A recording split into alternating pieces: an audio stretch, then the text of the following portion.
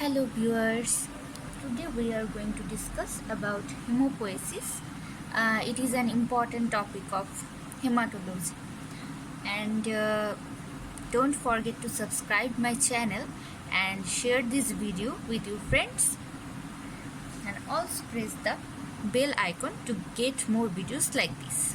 Okay, let's begin. So at first we have to know what is hemopoesis.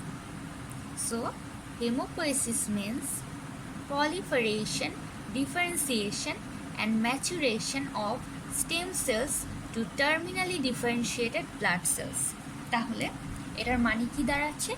হেমোপোয়েসিস মানে হচ্ছে আমাদের ব্লাডের যে সেল আছে যেমন আরবিসি, ডব্লিউবিসি, প্লাটিলেট এগুলার ফর্মেশন অ্যান্ড ম্যাচুরেশন হওয়ার যে প্রসেস সেটাই হচ্ছে হেমোপোয়েসিস। তাহলে আমরা যদি এটাকে একটু সামারাইজ করি, so the process of formation of cellular elements of blood is known as haemopoiesis. তাহলে এখন আসি, যেহেতু এটা সেলুলার এলিমেন্টস অফ ব্লাডের ফর্মেশনের প্রসেসটা হেমোপোয়েসিস, তাহলে সেলুলার এলিমেন্টস কি? RBC, WBC, platelet. তো এগুলার এক একটার ম্যাচুরেশনের হওয়ার এক একটার এক এক নাম আছে। আমরা যদি এগুলাকে একটু সামারাইজ করি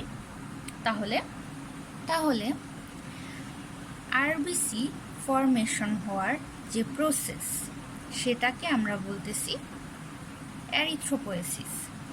ডাব্লিউবিসি ফর্মেশন হওয়ার এর মধ্যে কথা আছে।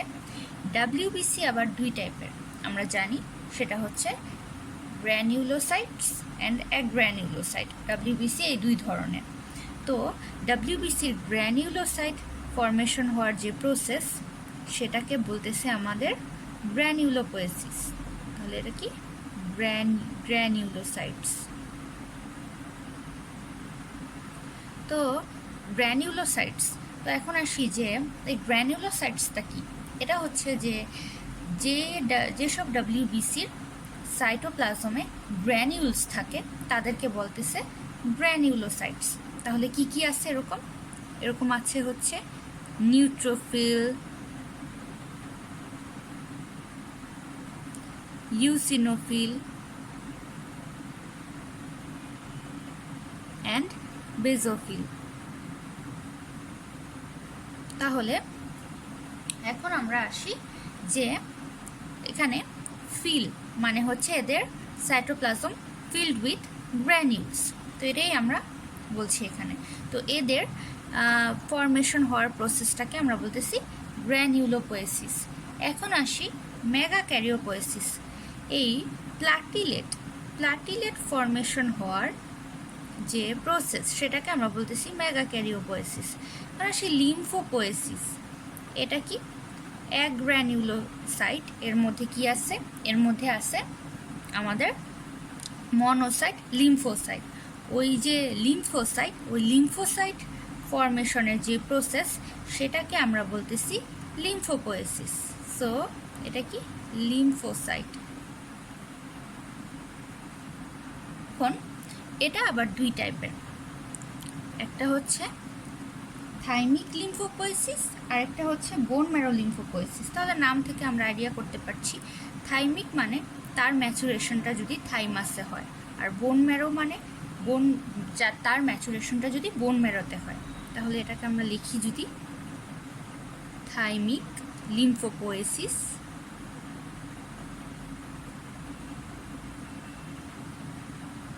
আর হচ্ছে বোন ম্যারো লিম্ফোপোয়েসিস।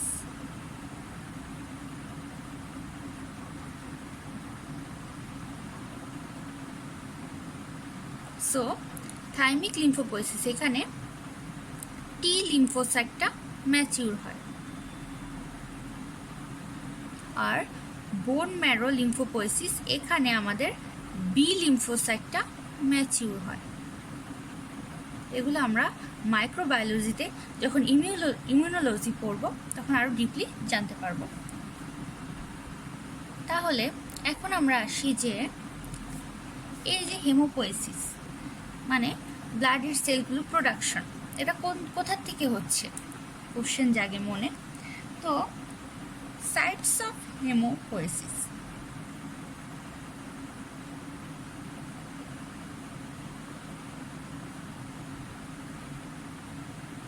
সো এটাকে যদি আমরা একটু সামারাইজ করি তাহলে আমরা কি পাচ্ছি, বিফোর বার্থ, অ্যাট বার্থ আর হচ্ছে অ্যাডাল্টহুডে কোথার থেকে প্রডিউস হবে সেই সাইটগুলো ভিন্ন ভিন্ন।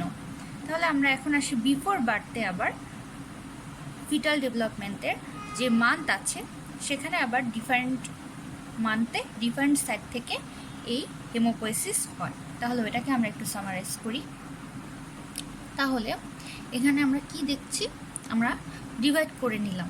সো বিফোর বার্থ মানে হচ্ছে ডিউরিং ফিটাসের ডেভেলপমেন্ট, যখন ফিটাসের এজ 0 to 2 মান্থ হবে তখন তার ইয়ক স্যাক থেকে এই হেমোপোয়েসিস হবে, কারণ তখন লিভার, স্প্লিন আর অন্য কোনো অর্গানে ডেভেলপমেন্ট হয় নাই, তাই ইয়ক স্যাক থেকেই এই হেমোপোয়েসিসটা হবে।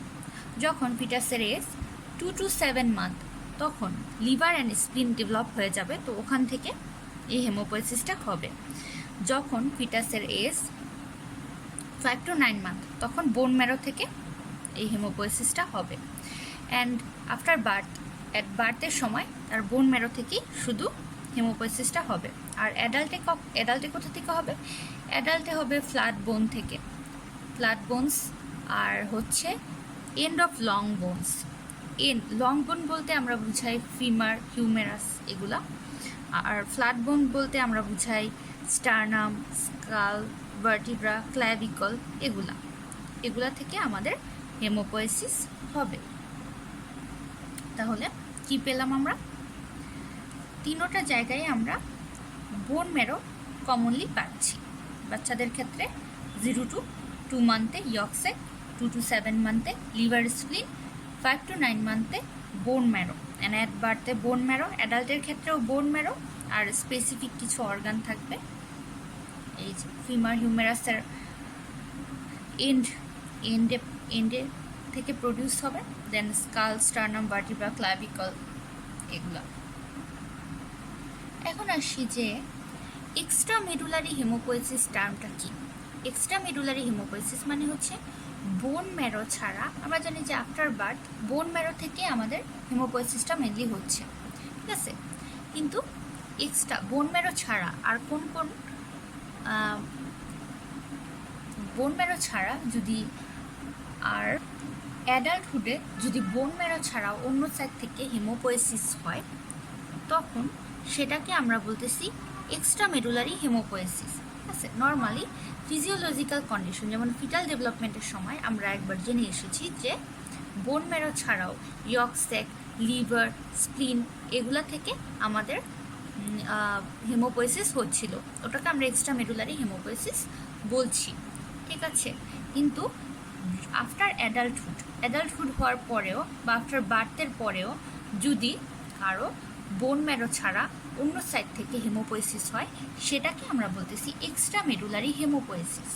তাহলে এক্সট্রা মেডুলারি হেমোপোয়েসিস অ্যাডাল্টহুডে বা বাচ্চাদেরই কেন হবে, কোনো প্যাথোলজিক্যাল কন্ডিশন যদি থাকে তাহলে সেই প্যাথোলজিক্যাল কন্ডিশনগুলো কী কী, সেগুলো হচ্ছে হিমোগ্লোবিনোপ্যাথিস যদি থাকে, then thalassaemia, then myeloproliferative disorders যেমন CML মানে chronic myeloid leukaemia, myelofibrosis, polycythaemia vera এগুলা। তাছাড়া বোন ম্যারো ইনফিলট্রেশনের কারণে অন্য সাইড থেকে আমাদের এই হেমোপোয়েসিস হতে পারে। অন্য সাইড থেকে কোথায় হবে, mainly liver, স্প্লিন and lymph node থেকেও অকেশনালি হতে পারে। তাহলে এটাকে যদি আমরা একটু সামারাইজ করি তাহলে এখানে আমরা কি দেখতে পাচ্ছি যে haemopoiesis occurring in organs outside the bone marrow. তাহলে হেমোপোয়েসিস যখন বোন ম্যারো ছাড়া অন্য অর্গানে হবে তখন সেটাকে আমরা বলতেছি এক্সট্রা মেডুলারি হেমোপোয়েসিস। এর কারণ কি হতে পারে, এটা হচ্ছে ফিজিওলজিক্যাল কারণ, যেমন হচ্ছে ফেটাল ডেভেলপমেন্টের সময়, সেটা আমরা আগে জেনেছি। আর প্যাথোলজিক্যাল কন্ডিশন যেমন হচ্ছে আমাদের হিমোগ্লোবিনোপ্যাথিস, যেমন মানে হচ্ছে যদি হিমোগ্লোবিন ইটসেলফে যদি ডিফেক্ট থাকে, ঠিক আছে, তখন সিনথেসিসে না, হিমোগ্লোবিনের নিজেরই কোয়ালিটেটিভ যখন ডিফেক্ট থাকবে তখন। দেন হচ্ছে থ্যালাসেমিয়ার ক্ষেত্রে, দেন মাইলোপ্রলিফারেটিভ ডিসঅর্ডার্স যেমন হচ্ছে ক্রনিক মাইলয়েড লিউকেমিয়া, দেন মাইলোফাইব্রোসিস, আর হচ্ছে পলিসাইথেমিয়া বেরা।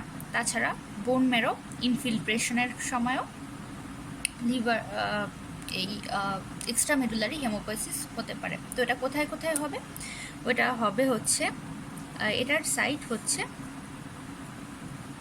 সাইটস তখন liver, স্প্লিন and occasionally lymph node থেকেও হতে পারে।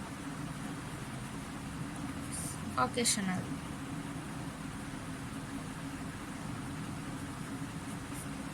সো এই হচ্ছে আমাদের এক্সট্রামেডুলারি হেমোপয়েসিস। এখন আসি যে এই যে আমরা এত বলি যে স্টেম সেল, তাহলে এই স্টেম সেলটা কি? আমাদের স্টেম সেলটা হচ্ছে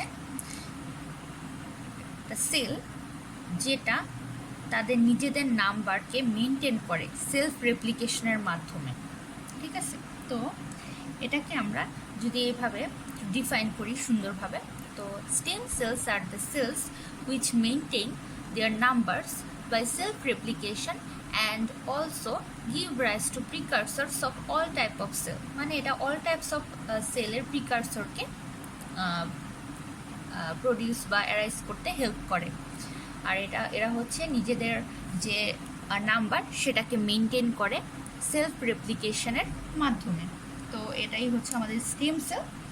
তো তাহলে স্টেম সেলটা কি? These are cells maintain their numbers by self-replication and they can give rise to precursors of all types of cell। So এটাই হচ্ছে আমাদের স্টেম সেলের নিয়ে কথাবার্তা। তো এটাই হচ্ছে আমাদের haematology part 2 and thank you my viewers for watching this video and wait for the hematology part 3 and it will come soon.